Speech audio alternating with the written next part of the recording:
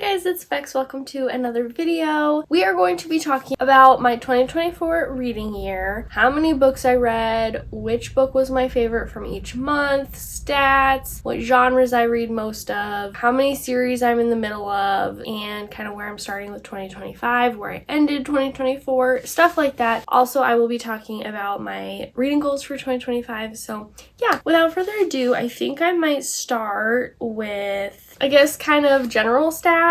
All these things I calculated myself. Mostly I used my reading journal because I do track a lot of stats in my reading journal. However, for the average rating, I got that off of Goodreads. But anyway, how many books I read? I read 72 books in 2024. My goal was 60, so I surpassed it by a good amount. That was a lot more than I've read ever in a year before. Last year I read 50 books, and that was the most books I've ever read in a year. Not that it matters how many books you read. If I wasn't doing YouTube and doing some reading vlogs, I probably wouldn't have read 72 books, but I do still read a lot. In general, I love reading, obviously. So pages read, I read 26,873 pages. My longest book I read this year was, or last year I should say, was 866 pages, and that was 11/22/63 by Stephen King. Very long book. The average rating for books I read and rated this year was 4 stars. Now, I was going to calculate my own because that was based on Goodreads. And if you know Goodreads, they don't have half-star ratings, or quarter-star ratings. And I honestly rate a lot of books like half or quarter stars. Like if I rate a book a 3.75, I'm gonna round it up to a 4 on Goodreads. And then like a 3.5, honestly, sometimes I rate it up and sometimes I rate it down. Usually up just because I'm trying to support the author, you know? So honestly, probably my average rating was a little bit lower than 4 if you think about that, which is pretty good. I think really anything above like a 3.75 is pretty good. And overall, I do think 2024 was a good reading year in terms of the quality of books I read and how much I liked them. I will say that it probably wasn't as good as 2023. There were just books that I read in 2023 that I literally still think about. There are a couple from 2024. Then for genres, I have how many books I read in each genre, and I really did split it up quite a bit because I read a lot of genres. My most read genre was fantasy with 21 books.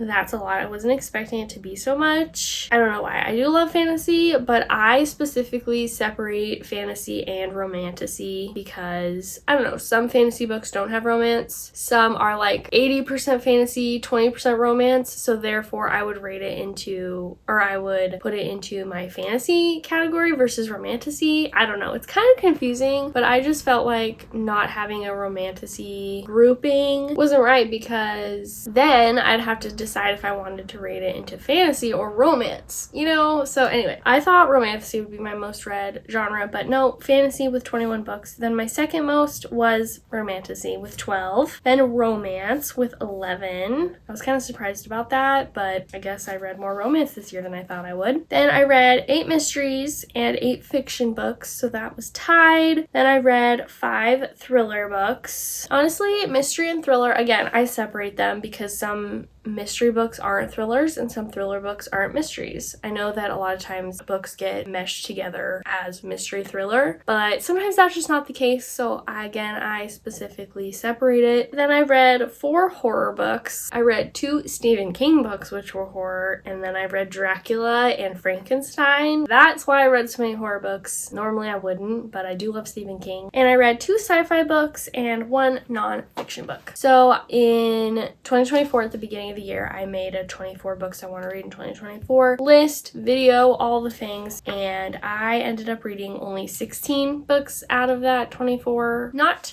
too good, honestly. I'm hoping that in 2025, because I did a 25 books I want to read in 2025, again, video, and I put it in my 2025 reading journal. Hopefully I read like 20 out of 25 books. I think I would be happy with that. Now for the format of books I read and series, we're going to talk about that now. So how many series did I start in 2024? 12. How many series did I finish in 2024? 3. However, I made a little note here that 3 that I didn't include in that 3, obviously, because they're not finished. So 3 more series I'm reading, but they're not complete yet, so therefore I couldn't finish them. So still not very good, and hopefully that'll change in 2025. Then for the formats of books, so I read 3 formats. I listen to audiobooks, I read on my Kindle, and I read physical books, of course. So I read the most amount of physical books, which I'm really glad. I read 34 physical books. I listened to 19 audiobooks, and I read 18 books on my Kindle. I love audiobooks, and I know there's a whole debate about whether that's reading. It's hard because using the word reading usually means that you're reading it with your eyes. So I heard someone say one time that we should start saying, like, I consumed this book by listening to it. I don't know. I do count audiobooks like in my books I read this year, those kind of numbers, but I also obviously always tell you when I listen to a book versus read it, because I don't know, some people are weird and think it's like cheating because we can listen to the book at like 2 times speed. But if you think about it, I'm going on a tangent, but if you have an audiobook playing and you're reading the book with it, like alongside of it together, I specifically, and obviously it depends on your reading speed, but I have to put the audiobook on at least 2 times speed to keep up with my internal reading speed. So in that sense, I definitely don't think it's cheating. Anyway, that's a whole topic, but yeah, those are the stats for what format I read books in this year. And my starting physical TBR count at the beginning of 2024 was 46 books, and my ending physical TBR count is 56 books. I did make a note here, which is saying that 3 of them I believe I'm going to donate, give away, get rid of, so that would bring it down to 53. Still more than I started with, but I don't think that's too bad. All right, now we're going to talk about my favorite book from each month of 2024, and then lastly we'll talk about my reading goals for 2025. So my favorite book from January was a book I read on my Kindle, Divine Rivals by Rebecca Ross. I rated this one at 4.5 stars. If you haven't heard of this book, it is a fantasy romance about 2 aspiring writers, Roman and Iris, who are kind of rivals in their journalism careers, and they end up secretively writing to each other via magic typewriters, unbeknownst to one of them. One of them doesn't know that they're writing to the other person, but the other one does know. Anyway, it was so good. The romance was super slow burn. Stakes get pretty high in this book because there's like a war going on in their world, and this is the first book of a duology, and I still haven't read the second book, so need to do that. And then for February, I read Powerless, and this was my favorite book from that month by Lauren Roberts. I rated this a 4.75. I also just realized that I still have the sticker on there. Sorry if you hate that. I usually do take them off. This is also a fantasy romance. This is about this girl, Peyton, who's an ordinary, meaning that she doesn't have any powers, and a lot of the people in her society do have powers. They are called elites, and the elites hate the ordinaries. They are banished, killed. They don't want them around them because apparently their powers as elites will diminish if they're near ordinaries, and Peyton has been pretending her whole life pretty much to be an elite, and she's really good at it, so she gets roped into competing in these trials, the purging trials, alongside the enforcer of Ilia, the world they live in, Kai, and he is also one of the princes of Ilia. So he's the enforcer, which means that he is tasked under the king to basically kill ordinaries. So they do not like each other, they're enemies, and romance ensues, and it was just so good. This is a trilogy. The 3rd book is coming out in a couple months, and this is the 1st book of the trilogy, and I really loved it. For March, my favorite book was Renegades by Marissa Meyer. This is the 1st book in a trilogy, again, the YA sci-fi series about superheroes. The good guys in this world are called the Renegades, and the bad guys are called the Anarchists, and our main character, Nova, is actually an anarchist, which is kind of unusual for a story. You're usually following like the good guy of the story, you know, but she's a good person, but she has a really good reason to be an anarchist and very much dislike the renegades. And our other main character, Adrian, is a renegade, and Basically, Nova is on a mission for vengeance for what the Renegades have done kind of to her family, and it was just such a fun time. I rated this one 5 stars. April, my favorite book was The Serpent and the Wings of Night by Carissa Broadbent. I read this on my Kindle, and I rated this one 4.5 stars. Once again, this book is a fantasy romance. This world has vampires in it, and our main character, can't remember her name, to be honest. I really liked this book when I read it, but it wasn't 5 stars, which kind of makes sense because I did kind of not forget about it, but the details of the book haven't stuck with me. She is a human, but she doesn't want to be a human anymore, so she joins I also can't remember what the competition is called, but she joins this competition where a bunch of usually vampires, she's the only human. Kind of sounds similar to Powerless, doesn't it? I'm just now realizing. Anyway, she joins this competition against vampires, and it's very dangerous, and if you win this competition you become very powerful, and so she wants to be that because she's tired of being a weak little human. And it is also the first book in a series. I've only read that one still, but yeah, really liked it. For May, my favorite book was The Wishing Game by Meg Schaffer. This is kind of a magical realism fantasy sort of book. There's a super famous writer who wrote these super famous Clock Island books. I think that's what they're called. Yeah. And he hasn't written one in forever, but he decides to write another one and hold this sort of competition to win this book, the one and only copy of the book that he's ever going to make. And he invites some of his biggest fans to his island, Clock Island, to hold the competition. And our main character, Lucy, who we're following, is one of the competitors because she grew up with these books, loving them,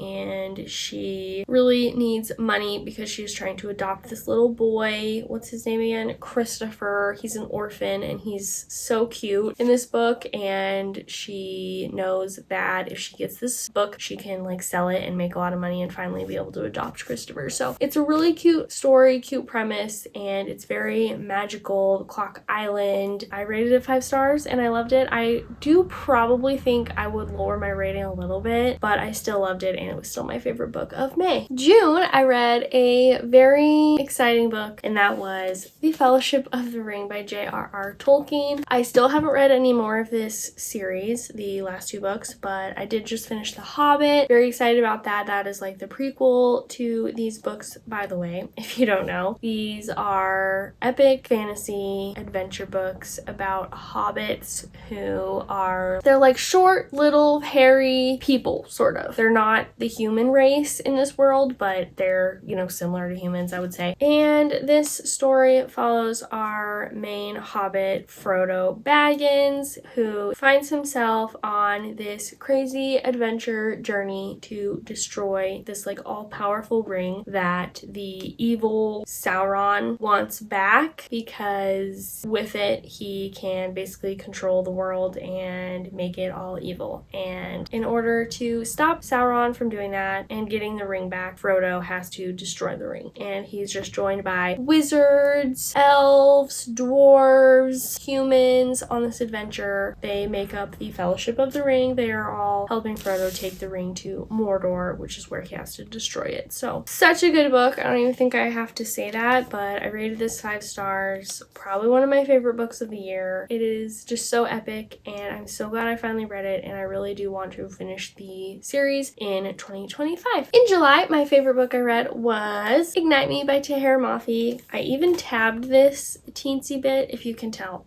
I like never tab a book, so I literally tabbed this one 7 times. That shows that I loved it. This is the 3rd main book in the Shatter Me series. There are novellas in there, which is why I say it's the 3rd main book. This is my favorite book of the series so far. I'm still not done with it, but I just absolutely ate this one up. I rated this one 5 stars. This series is a YA dystopian series with some romance where our main character Juliet has this curse, special power where her touch can kill, and this group calling themselves the Reestablishment in this world want to use Juliet for their own gain, and she doesn't want to be a part of it at all. She kind of hates her life because that would suck to have your touch be able to kill people. Not even be able to, but just do it, whether she likes it or not. it's not that if she wants to kill someone, she can. If she touches someone, they're gonna be really badly injured or killed. So that's the premise of the story. The first book, it obviously gets way crazier throughout, and this one, the romance really kicks up a notch, and oh my gosh, I absolutely love the love interest. I read it in like 2 days, and it's kind of a longer book. Highly recommend the series. In August, my favorite book was Pet Sematary by Stephen King. This is one of the 2 horror books I read by him this year. And if you don't know, this book follows this family who move to this small town in Maine. The house that they move into is just off of this road where it has like a lot of semi trucks driving on it, and they drive really fast, and a lot of the neighborhood pets unfortunately get run over by these trucks, and therefore on this family's property, like kind of in their backyard, kind of far away, they have this pet cemetery where people of this town have used to bury their pets that have been hit by cars. And basically this pet cemetery kind of has powers. This family learns that firsthand, and that's pretty much all I want to say about it because I don't want to give anything away, but I'll just leave you with the kind of slogan of this book is sometimes dead is better. So take that how you will. And that was my favorite book of August. September, I read Gilded by Marissa Meyer. This is the first book in the Gilded duology. She is the same author that wrote Renegades, so I obviously really like her writing so far. What I've read from her, I've honestly only read 2 books by her, but they were different series and I liked them both, so that kind of I think shows you that you probably just like her writing. This is like a dark retelling of Rumpelstiltskin, so it's fantasy, YA. Our main character kind of has a talent for spinning stories. She can just think up a story kind of on the spot, and they are supposedly not true.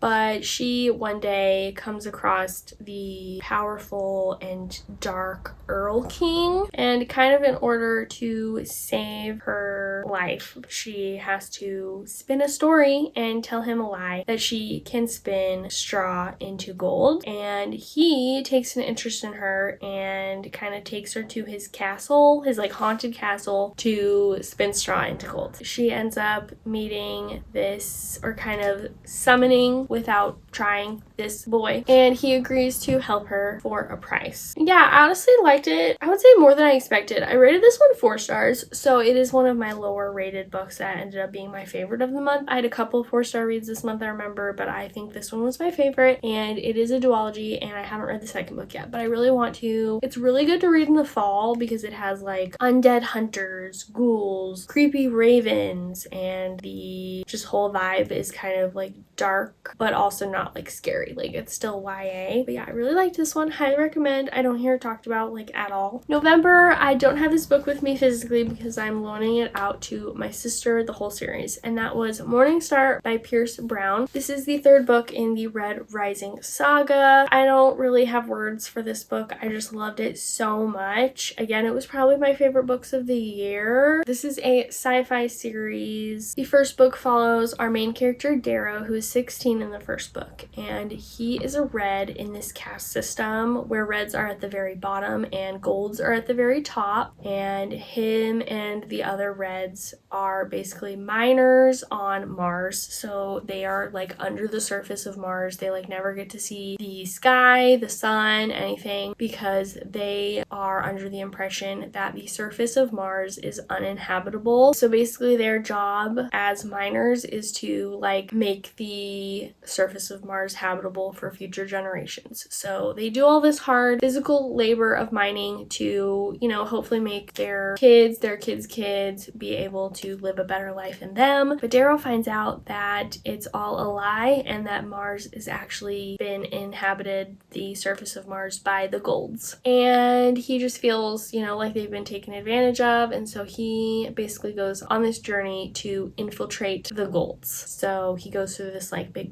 competition between golds to kind of win favor with some of the high families, and it just gets very intense. This was my favorite book of the series so far, I think. I really liked both the books before it. First one, Red Rising, I rated 4.5 stars. Golden Sun, I also rated 5 stars, but Morning Star just was a little bit above Golden Sun, I think. It's a little bit intimidating and probably out of some people's comfort zones, but I just think the story makes up for it, and it's just so good. You get so connected to the characters. You cry, you laugh, you feel every emotion possible. Finally, ending off with a bang, we read The Invisible Life of Addie LaRue in December, and this was my favorite book of that month. Why did I take so long to read this book? I think everyone says that, and it's true. If you haven't, please read it. You probably will love it. I loved it. It is a historical fantasy about this girl, Addie LaRue, who in 1714 makes a deal with a dangerous stranger in a moment of desperation. And the deal changes her life forever because in return for what this stranger gives her, she basically has to live forever, and also no one remembers her. Until 300 years later, she meets someone who can remember her and everything changes. And oh my gosh, the end is so emotional. I cried so hard. It's definitely a little bit of a slower book. It's not like action-packed, edge of your seat type of book, but if you like character-driven stories, I really think you'll love this book. And yeah,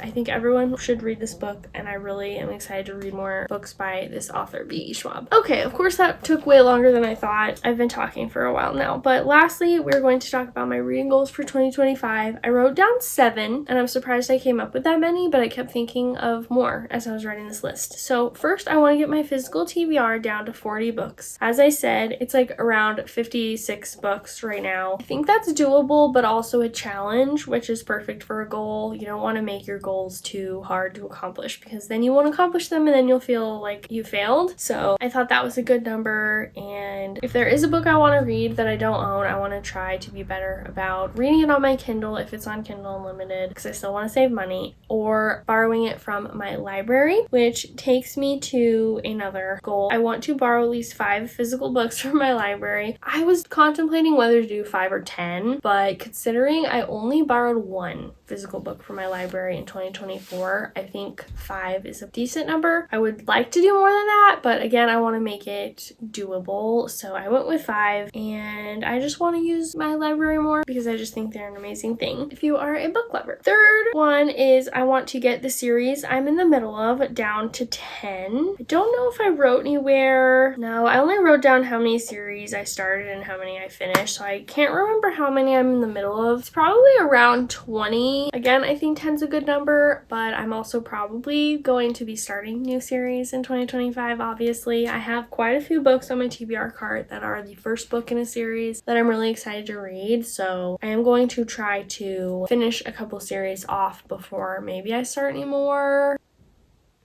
Or maybe even them out when I start a new one, try to finish another one. Fourth is I want to read 65 books. This isn't that important. I don't really care that much how many books I read in a year, but I do think that my goal last year was 60 and I surpassed it by a decent amount, but I don't want to make my goal too high and not reach it. And also I just want to focus on reading books that I really think I'm gonna like, quality over quantity, you know. My 5th goal is to read 5 classics. I do think this is doable because I am, again, wanting to hopefully finish the Lord of the Rings series, which are considered classics. I believe the Chronicles of Narnia books are considered like modern day classics, and I'm slowly reading that series. Ooh, I just started Gone with the Wind by Margaret something. It's really long, so I think I'm just gonna try to read it slowly throughout the year, but if I finish that one, that'll be one down because that's a classic. So yeah, I do think 5 is going to be pretty doable for me. Next, I want to read 2 nonfiction books. Again, this probably seems like such a low number, but I don't really read nonfiction. And I'm actually starting the year off with a bang because I'm listening to a memoir on audiobook right now. So that'll mark one off the list. But I only read one last year, so I still think that reading another one in 2025 isn't going to be the easiest thing for me. And very last goal I have is to read the books that have been on my physical TBR for over a year. I want to get those read and off my TBR. I wrote down that I currently have 24 books that are on my physical TBR that have been on there for over a year. However, a good amount of those are like books in series that I either haven't started or I'm in the middle of. And it's kind of hard to, unless you start the series, to read all the books. So those took up quite a few books out of the 24. So I have 11, not including books that are in series. I have a couple I can think of off the top of my head that I know I've had for over a year. And I just, need to get them off of my TBR and keep up with it too. Because this obviously includes like once we get to like halfway through the year, I want to try and keep track of books that I've had since before like summer of 2024 and make those a priority. So those are all my reading goals for 2025 and just all of my little stats and favorite books that I read from each month. I hope you guys enjoyed this 2024 reading recap video. And with that being said, I will see you guys in the next one. Bye!